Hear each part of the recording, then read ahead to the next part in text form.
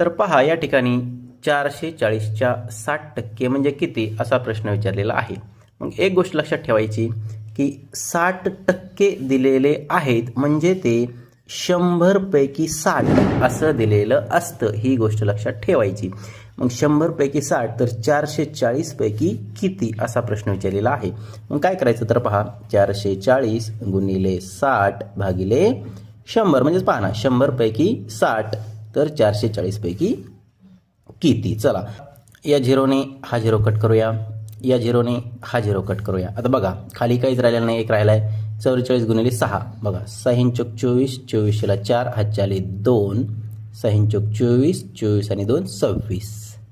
तर या ठिकाणी आपलं उत्तर आलेलं आहे 264 म्हणजे 440च्या 60% म्हणजे 264। असेच व्हिडिओ पाहण्यासाठी चॅनलला सबस्क्राईब करा। धन्यवाद।